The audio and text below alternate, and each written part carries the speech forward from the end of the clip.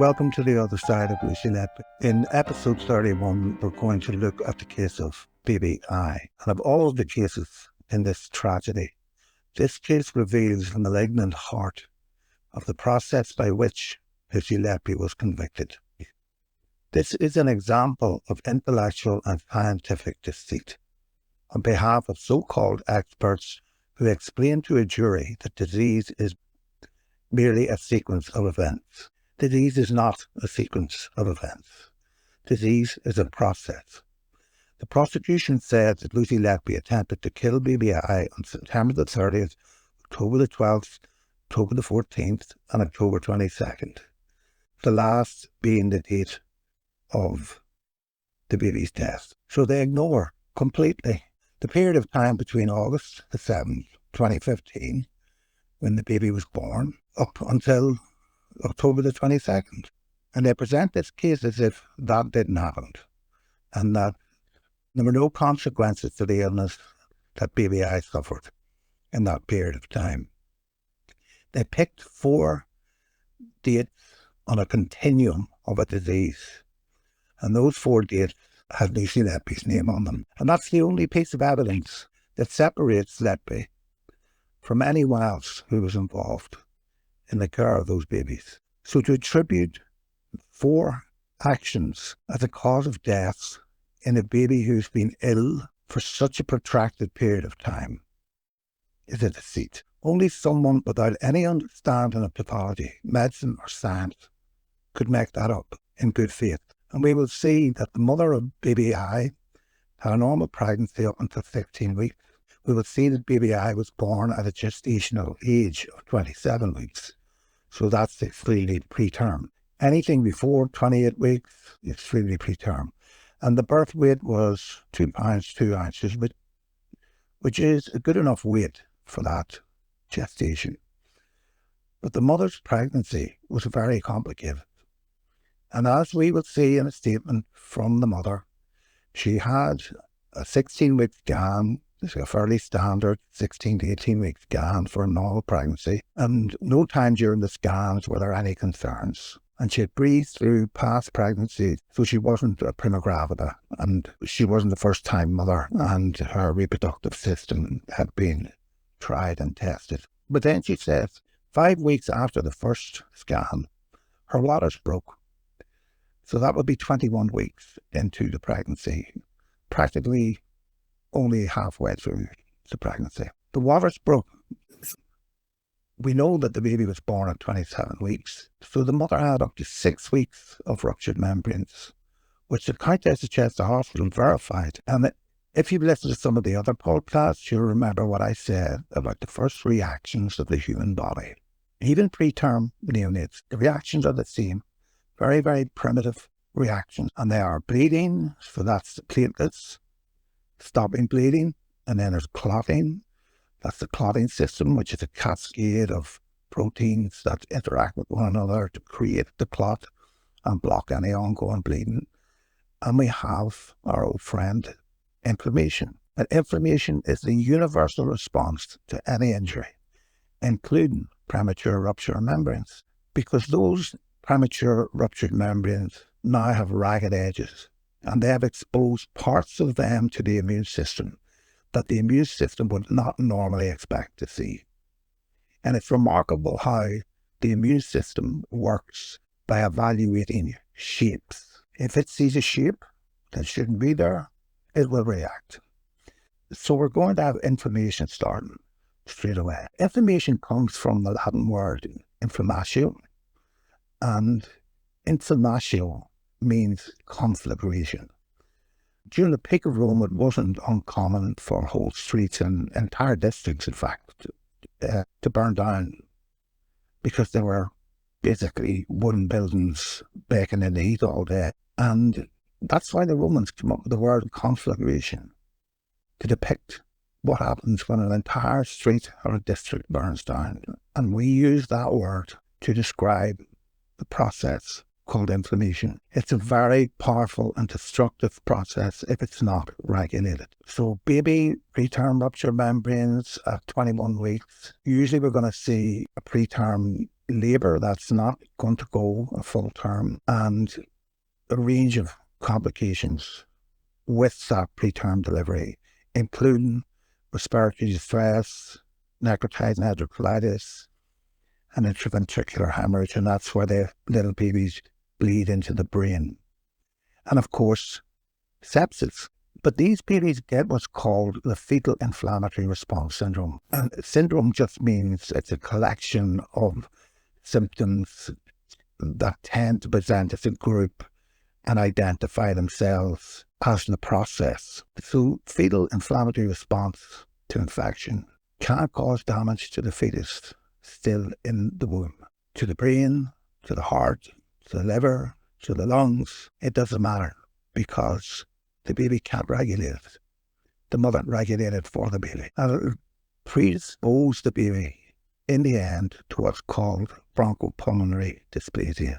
And bronchopulmonary dysplasia is just basically the destruction of the lung tissue, the gas exchanging tissue in the lungs that ultimately keeps us all alive. Inflammation can destroy that and replace it with calcified areas or areas that just don't work.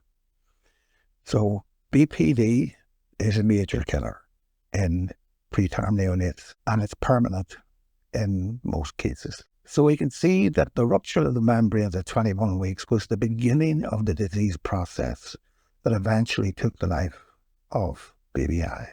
And the fetal inflammatory response syndrome doesn't even require infection or anything like that to trigger it. An infection will definitely trigger it, but it doesn't require infection to trigger it. Just exposure of the ragged edges, and that's called sterile fetal inflammatory response. So it isn't related to infection necessarily. May or may not be infection. You're still going to get the inflammation, which can be incredibly destructive. So we talked as well before about how the body tries to control inflammation. We have pro-inflammation, so cells that promote the activity of the immune system, and we have an anti-inflammatory component to balance that out so that it doesn't rage like a conflagration through your whole body. It's balanced out by two systems that weigh against each other, and these are controlled by chemicals called cytokines. And the cytokines are just little proteins that tell parts of the immune system to turn up, turn down, balance out, so that they're evaluating the overall effect. But unfortunately, preterm babies haven't developed the very complicated cytokine system that's needed to do that. So inflammation in these preterm babies, and in this case, in utero, before birth, is pretty chaotic process, very unpredictable.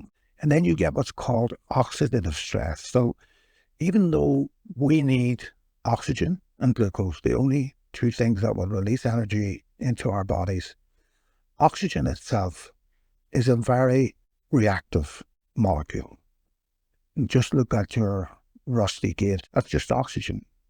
It will rot that gate to nothing if you leave it there. So oxygen itself, whether it's in 21% the normal amount in the atmosphere, or whether it's given through ventilation at a higher amount, it's destructive and very reactive. So this inflammation is going to start attacking all of the parts of the placenta, amniotic sac, that's the little sac that contains the baby.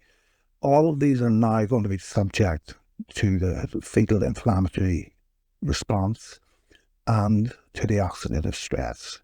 This disease has started, and some of these cytokines, particularly prostaglandins, substance called prostaglandins, which cause the pain that you feel with inflammation, and prostaglandins are a cytokine which anti-inflammatory medicines dampen down the pain. Therefore, along with other ones called leukotrienes and nitric oxide, they are practically in every pathway. And these are the ones in the preterm babies that would be very active. And they are very persistent and, as I say, destructive. It doesn't matter, remember, whether you rupture a membrane or prick your finger with a darning needle. The inflammatory response is going to be the same, and then it's going to be regulated, you hope. So Inflammation, the purpose of inflammation, or one of the main points of inflammation, and why it has the four cardinal components from the Latin tumor, which means swelling, rubor, which means redness, calor, which means heat, and dolor, which means pain. The reason it has those four things is it has to open up the damaged area to extra blood flow. The extra blood flow is going to deliver the cells from the immune system that are going to kill any pathogens and clean up afterwards. And it's the cleaning up afterwards, the healing process, which can go on for months, that can be very destructive. So just keeping it all simple, the cause of the eventual problems in BBI likely began before BBI was born, around about 21 weeks. That's when this process, when the clock started ticking on this poor baby. But the prosecution is just going to airbrush that out as if it didn't happen. The expert witnesses are going to pretend that none of that happened. But we know that it's happening. It's beginning. It's building up. The stresses and all of the challenges are building up at the beginning of August. And we know from the pathology report in the case of BBI that they cited in the report specifically 1B, section 1B, extreme prematurity. Now, the 1B section of a death certificate is not the main cause, but it's a very high up the list of contributing causes to death. These are collected for statistical reasons, apart from just explanatory reasons. So the widespread ischemic hypoxic encephalopathy, so that basically the widespread destruction of the baby's brain by bleeding into the brain was the main cause of death. And we have to remember too that inflammation uses up a huge amount of energy. This baby needs all the energy it can get and more to grow, to repair, to develop. It's been stolen away from it by this energy-intensive inflammatory process that's moving materials all around the body, defending organs and entire systems from the effects of anything it perceives as a threat. So for these experts to say that in a situation like this, where a process of disease started 15 weeks before the baby died, could be explained by the injection of air and the massive destruction of the brain and the unequivocal findings of extreme prematurity. Injecting air into a baby cannot possibly explain that. It's intellectually dishonest to suggest that air, a small injection of air into a vein, could cause that amount of damage and could cause the prematurity. It's just a story without any scientific basis whatsoever. We're going to ignore the entire terrible struggle that this baby had and the parents watching this struggle. We're going to ignore all that and we're going to boil it down to 4 events and say that that is what caused the death of BBI. I can't believe that serious people would sit in a court and say that. The baby was born in Liverpool, a proper hospital, and although she had problems there too, although she had problems in Liverpool too, and she was transferred to the hospital, back to the Countess Chester Hospital on August the 18th, and then she was transferred back to Liverpool Hospital on September the 6th. So in no period of time was BBI ever what you could describe as stable. Never. These processes are ongoing and they're feeding one another. Babies having to deal with new problems as they're arising, particularly episodes of low oxygen, low perfusion where the oxygen is distributed, because the Countess of Chester Hospital never seemed to be able to maintain the oxygenation of a very preterm neonate for very long. It takes incredible skill and practice to be able to do that. It's a job you have to do all the time. You're not just like pick up a 27-week neonate every month and keep it on ventilation. No. That's called tinkering. If you're not a mechanic, You're not going to fix a car tinkering. So we have all this detail airbrushing out of the case of BBI. But when we're going through this, we're going to sandblast it back in again. We're going to go through the individual doctors' comments and have them tell us what disease process are already active in the baby, even before it came back to the Countess of Chester Hospital. So if we go to the prosecutor's statement, they're always good for a laugh. And we'll go to the mother's statement, which are always very, very informative. And we'll maybe look at a few other comments along the way. And we'll look at the incidents in other episodes and break them apart and take them apart and show how this ridiculous story was constructed. These amateur pathologists, the lawyers, you can't blame them. They're just going to say what they're told. They wanted to present a simple Jack and Nori bedtime story to a jury that they could go away and say, well, these guys made that really, really simple. And they used a lot of trickery to do it, showing a jury x-rays without telling them that x-rays are pretty useless in the diagnosis of anything other than a fracture. They're really only useful for looking at bone. And there's an old saying in medicine that if you rely on an x-ray for anything else, you're in trouble. You're likely to make a mistake. It's why we developed CT scans, MRI scans, micro CT scans, ultrasound, because x-rays are so limited in what they can tell you. But they're shoving these up, lawyers, including lawyers, they're shoving them up in front of a jury and said, this is proof of murder. It's a deceit. So on the face of it, this story about BBI and many of the other stories here just simply aren't true. So the baby was born at Liverpool Women's Hospital premature in August 2015. Prosecutors said that Letby made 4 attempts to kill the baby, succeeding on the 4th attempt. The baby was born weighing 2 pounds and 2 ounces, which for 27 weeks is not too bad, but in good condition. So good indeed was her condition that she was intubated, ventilated, put on CPAP and fed by nasogastric tube. For the first few weeks of her life, she had a few problems. Yeah, just a few. But then they were all resolved. And by late September, they had diminished clinical concerns and no breathing problems. We'll leave out all the incidents. We'll go through them. But first of all, from the mother's statement, the court, she tells us about the scan at 16 weeks and the rupture of membranes at 21 weeks. And she was told that she was to go to the Countess of Chester Hospital every second day to get blood tests done. So what were these blood tests for? That didn't come up in the trial. What were they measuring in this lady? And they told the lady that the baby would be born before 34 weeks and it was safer inside at this point. And she was sent home. After the very first of the blood tests, she was told not to leave because of the results.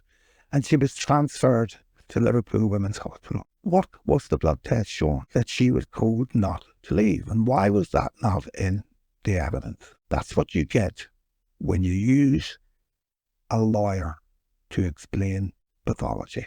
So on the 7th of August, the mother was in labour and needed to get to the ward. She was informed by a midwife that she was not in labour, but the mother said that she was having contractions. And she wasn't happy, and she spoke to another midwife at the hospital that she knew. And a doctor physically examined her, and she was transferred then to the labour ward. So you can see, even in the Liverpool Women's Hospital, these problems happen. The mother said she was too scared to push, and you can't blame her. But at some point, she was told that the baby was in distress. So the baby's in distress, in utero, ruptured membranes for all that time, and now in distress. And the transition into extrauterine life hasn't even started. So the baby was born at 9 p.m. following an hour-long labour. 1 hour labour. That's a very, very fast labour. And that is a very stressful event on a baby. So these rapid labours are known as precipitous labours, and they pose significant risks to both the mother and the baby. So they increase the risk of birth injuries to the baby. The head, on the shoulder would be the common areas. Infection risk, aspiration of meconium, that's the fluid that's in the amniotic sac, that the baby can breathe it in during the delivery. Fetal distress happens all the time. So rapid deliveries are not what you want, but doesn't matter for this. We'll not mention that in the case of BBI. And the mother was told that because BBI was only 2 pounds weight, staff were having difficulty getting lines, and the baby was requiring scans every time. So even in Liverpool Women's Hospital, level 3 unit, they're struggling to get lines into these babies because that's the reality. The mother was later able to see the baby, who was on a ventilator. The following day, the parents saw her, and she was still in an incubator, but no longer on a ventilator. She was on CPAP. A nurse asked if the mother wanted to handle the baby, and the mother accepted. But saturation levels dropped once the baby was out of the incubator, and the mother was told it was a little too soon. Over the following days, BBI was doing really well. Although the mother was informed it would depend whether BBI would pull through. That's what they told her in Liverpool Women's Hospital. And that left the mother understandably petrified. However, the baby continued to do fine, and at day 5, it was transferred to a high dependency unit of a neonatal unit in Liverpool. Don't forget, that is a movement of a baby from one designation to another. But it's in a level 3 hospital, and that designation could be reversed in a second. The baby is still in a hospital that has experts in this type of care. So the high dependency is a good sign, but it doesn't necessarily mean it would stay that way. The following day, the family were told BBI could go back to Chester, and the mother says, "We panicked. Liverpool was spotless, and the baby was settled." And then at the same time, we heard a virus had broken out in Ward 2, that's in Liverpool. So that brought a degree of relief to them, and they felt okay about going to Chester. So she went to Chester on August the 18th. And at first, the mother said she had reservations about baby's care at the Countess Chester Hospital, as the staff didn't seem to have time for them. And they seemed so busy, the mother said. I felt that Chester and Liverpool had different methods. Chester concentrated on feeding, helping babies grow, and Liverpool concentrated on getting babies off oxygen and support. So I think what the mother's saying there is that the Liverpool Women's Hospital were expert at ventilation. The feeding wouldn't have been a problem to them either. And the Countess of Chester Hospital were not. That's what it says to me. The whole management of not keeping them on intubation too long, or getting them on the CPAP, weaning them safely over a period of a week. That's not what happened in the Countess of Chester Hospital. They're trying to wean babies within the first 24 hours. She said that the nurses will explain what they were doing, and my BBI was on CPAP. So still on CPAP. Why does BBI still need CPAP? Because BBI has bronchopulmonary dysplasia. BBI is never going to likely do well off CPAP because the lungs are so immature and now they are so damaged. But the mother said the mask, and this is a terrifying bit about the Countess of Chester Hospital that people should know. The mother said that the mask, that CPAP mask, was too big for her, for the baby, and cotton pads were used to fill the gap and left marks on her, which left the mother annoyed. So I rest my case. Countess of Chester Hospital were incapable of maintaining CPAP, and they used cotton wool to do that job. Instead of saying, we can't do this job, we need better training, we need more help, we need a better system and a structure here. No, we'll use cotton wool. Stuffed cotton wool. Totally inappropriate improvisation of a treatment. Unashamedly indifferent to the outcome. I don't care what anyone says. If I had suggested to any consultants I ever worked with, oh, just when we just stuff it with cotton wool, they probably would have sacked me on the spot. And the seal of a CPAP mask is the soul of a CPAP mask. If you don't have a proper seal, you can't maintain pressure at the level you want it. It's like trying to blow up a balloon with a hole in it. And then she said she was very annoyed that a nurse who appeared to have a cold, which she'd had for days, and even doctors were aware of that, and she didn't want that nurse to go near her baby because she didn't want the baby getting an infection. Isn't it amazing how the mothers are so much more aware of the dangers of infection than the carers seem to be?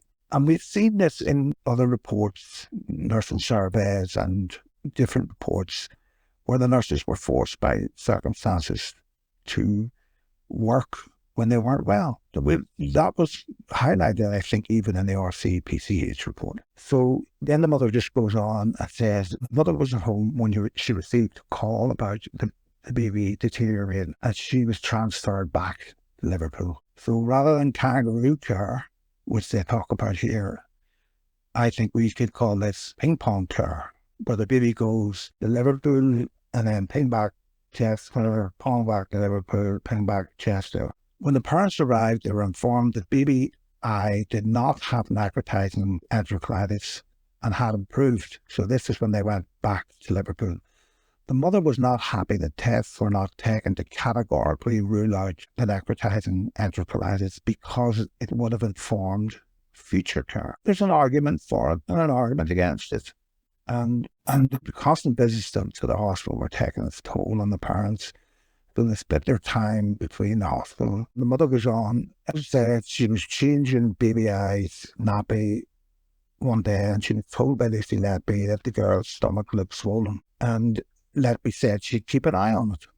That night, the mother was at home when she was informed baby I had deteriorated again and to come to the hospital. And when she arrived, resuscitation was being carried out, but the stomach had gone down and the baby was doing better. The mother was told by one of the nurses baby B was taken back to room 2. The mother recalled baby I had been doing poorly a number of times around mid-September. So again, the baby never settled. And then the mum said that she had seen so many people not washing their hands and then touching things, and she wanted to get the baby home. And Letby offered advice on how to bath the baby, and she offered to take photographs using the mother's phone, and the mother agreed. And she said that she'd always appeared reserved compared to other nurses. Baby I was put on antibiotics as a precaution because it could go from normal to almost dying in a matter of seconds. This is what they're telling the mother. Your baby is so at risk. Why would the mother come up with those words? That's what she was being told. She said staff made a big deal of the baby's stomach. A test was carried out for cystic fibrosis. Why would they think that a baby had cystic fibrosis? Because cystic fibrosis will give you the same picture as bronchopulmonary dysplasia. Cystic fibrosis will leave scarred tissue in the lungs. They knew at that point that baby I had serious problems with its lungs. And as I said, those problems don't go away. The mother said she felt that the atmosphere in the hospital had changed and she had concerns whether I would be able to go home. She asked the nurse if that would be the case, and the nurse said she comes off antibiotics on Wednesday, so we'll see. So we're weeks into this now, and this baby is nowhere near well. Anyone could call this a stable baby. It's beyond me. One day the mother was sitting there with baby I when the oxygen monitor started bleeding. And the nurse, not Lucy Letby, said it was nothing to worry about and began fiddling with the monitor. The mother said she left that night. Things didn't feel right as there had been signs of baby I becoming very poorly. Now, I said before, I would never discount anything that a mother says about her baby. The bond is unique. It's inexplicable. The mother went home that night feeling that the baby was becoming poorly and she wasn't happy. But then the mother was informed overnight that the monitor had been switched off because the baby didn't need it anymore, and that her temperature had dropped. So the baby is not able to maintain its temperature. One of the signs that the baby is not stable. All airbrushed away. BBI got worse later and needed to be resuscitated at least 7 or 8 times. The hospital believed the BBI had a bowel problem. The mother said if the monitors had been kept on, the situation could have been more closely monitored.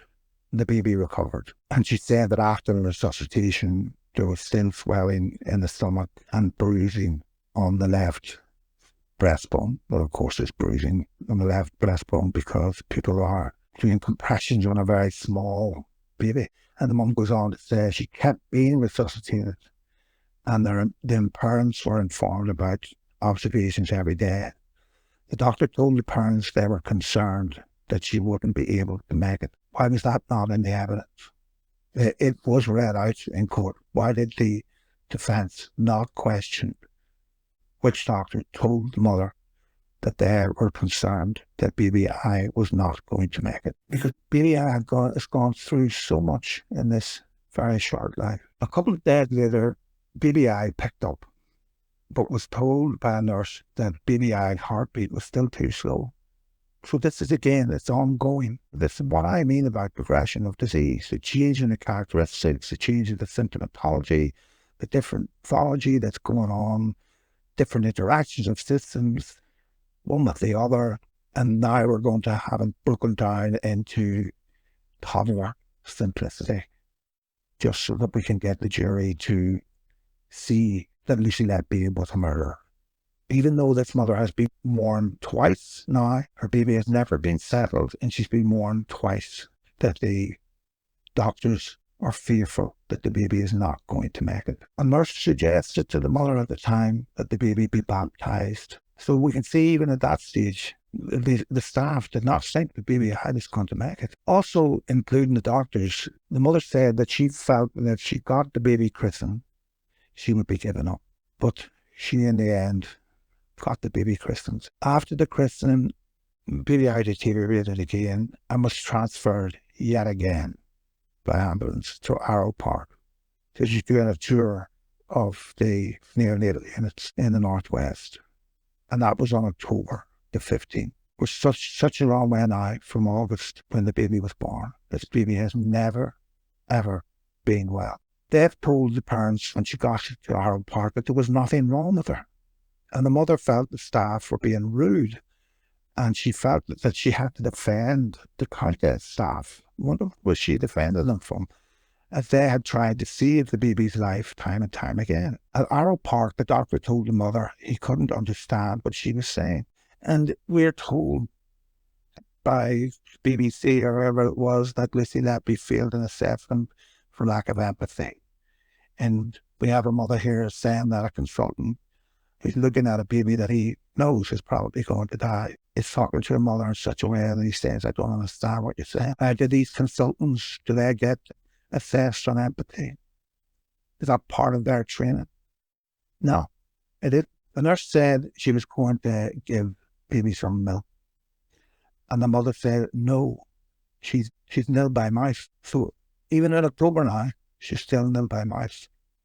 The nurse apologised and said that she hadn't read the chart. Maybe if they'd read the chart, they would understand what the mother was saying. The mother was angry at this. The mother was told everything was fine.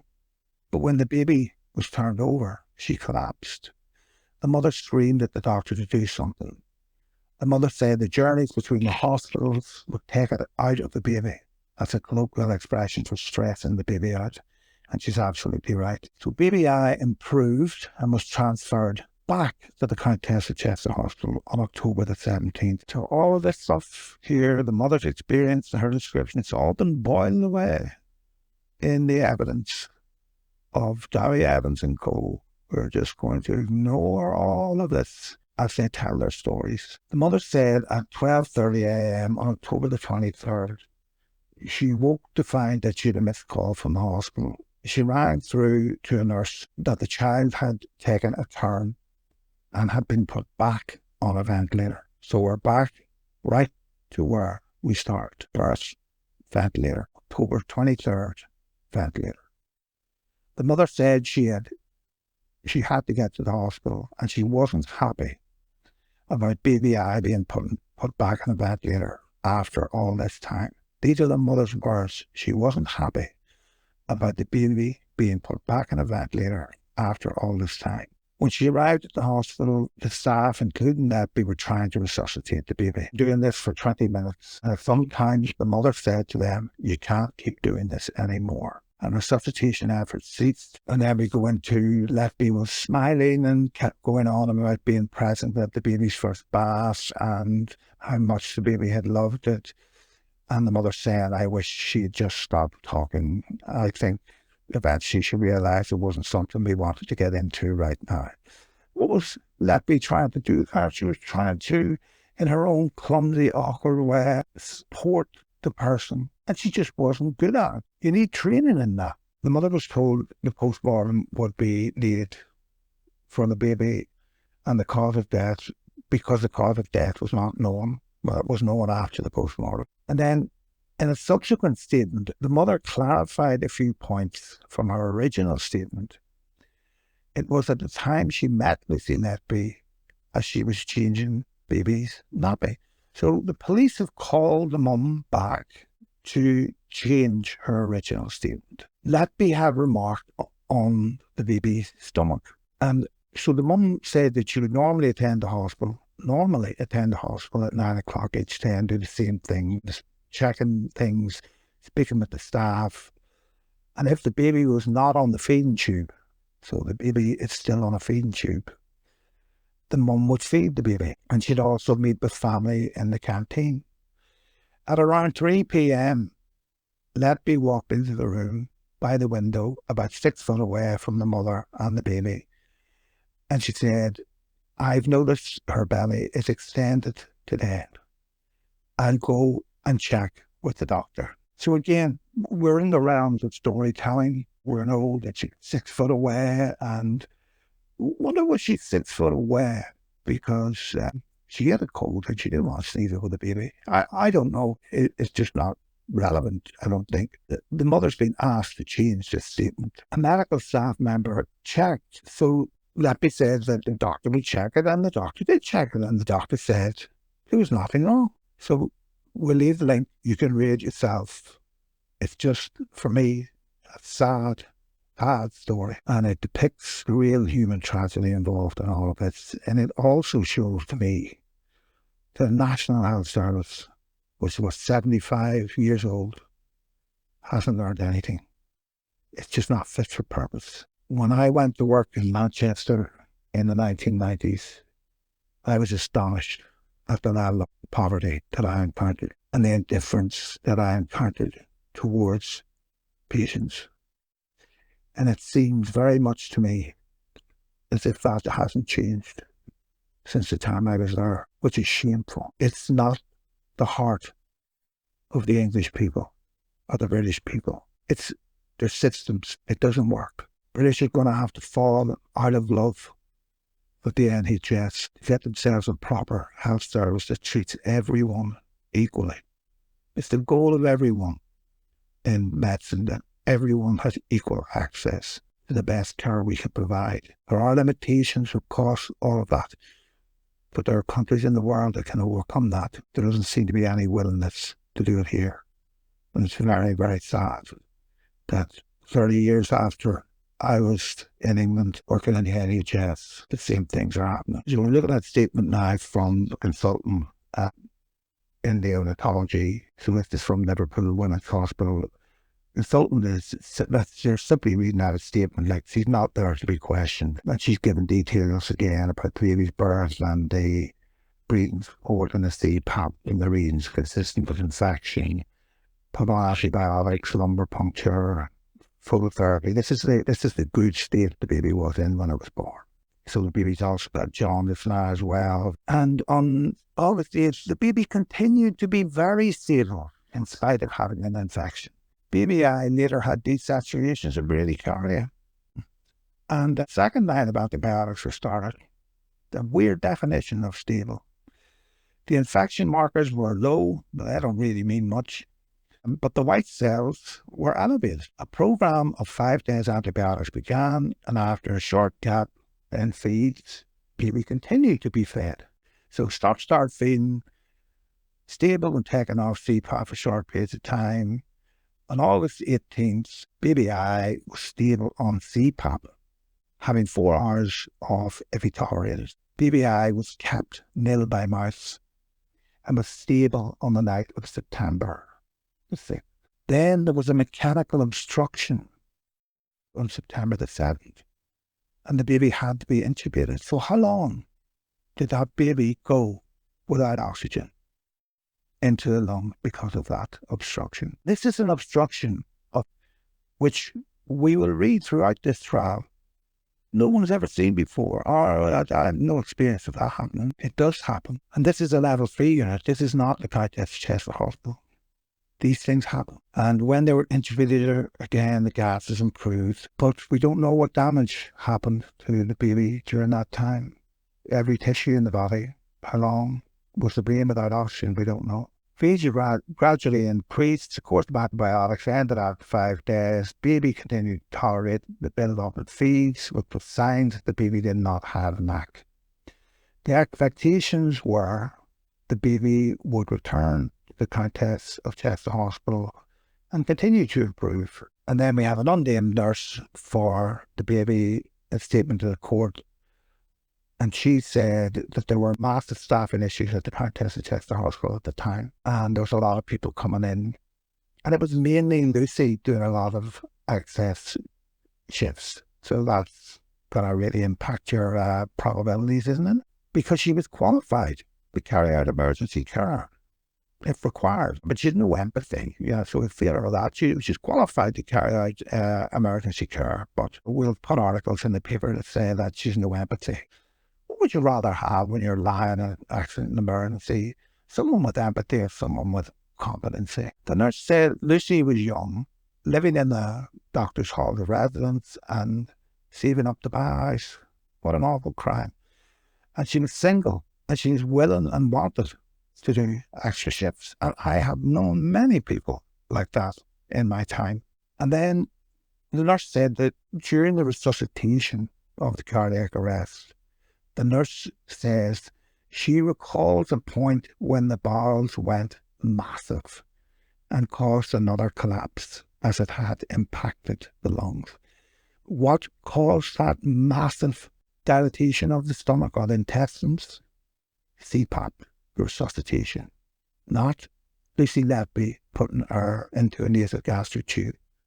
That is Darby Evans' little fantasy. That's all that is. So the practice of medicine, the ethics of medicine, the integrity of science has sunk so low that the cause of death at post-mortem of hypoxic ischemic damage to the brain, chronic lung disease due to prematurity and extreme prematurity is no longer accepted as a cause of death. That some client can arrive and calling himself an expert, retired 15 years, and tell Chester police that he knows better than what the pathologist actually found. I believe the decline has since then that he doesn't believe the baby was injected into the stomach with air through a nasogastric tube. Even he's worked it out now that it's such an absurdity. But he's sure that he killed her anyway. And it turned out that in the case of baby C, Letby wasn't on the day that the baby's stomach went up. Letby is part of a team here. That don't forget, these were people who stuff CPAP masks with cotton. How are they going to maintain a seal? How much air, if you're putting 68 litres a minute, how much would 5% of 68 litres per minute be leaking into the baby's stomach? That's about 400 mils, up to half a litre a minute. And that's only 5%. We don't know if it was 5%, 10%, 15%. We don't know. But just with 5% of the gas under pressure that they're putting into the baby's lungs, or trying to put into the baby's lungs, they could be delivering as much as half a litre a minute into the baby's system. And we have to remember that if we're going to create a new syndrome, Letby belly, as opposed to CPAP belly, the same physical conditions will have to be in place for both of those syndromes to exist together. the pressure would have to be continuous and positive, not intermittent with a syringe. That's how physics works, not how the mind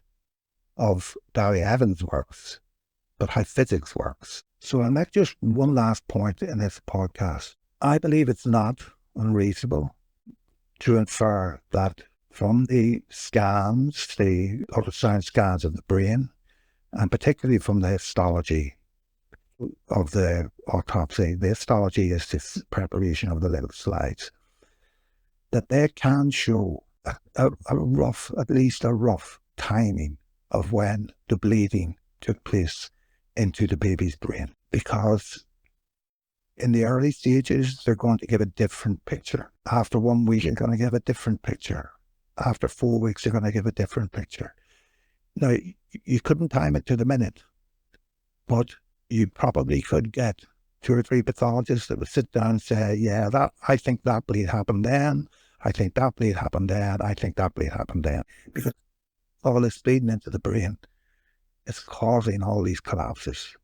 And the bronchopulmonary dysplasia, the destruction of the lungs that they thought was cystic fibrosis, it's keeping the baby from getting enough oxygen. So the pathology report in the case of BBI, I would suggest to Mark MacDonald, is very important. We'll end this long rant now and we'll get back to the case of BBI, prosecutor's statement and so-called incidents, and put them into context. So I'll see you in the next episode. Bye.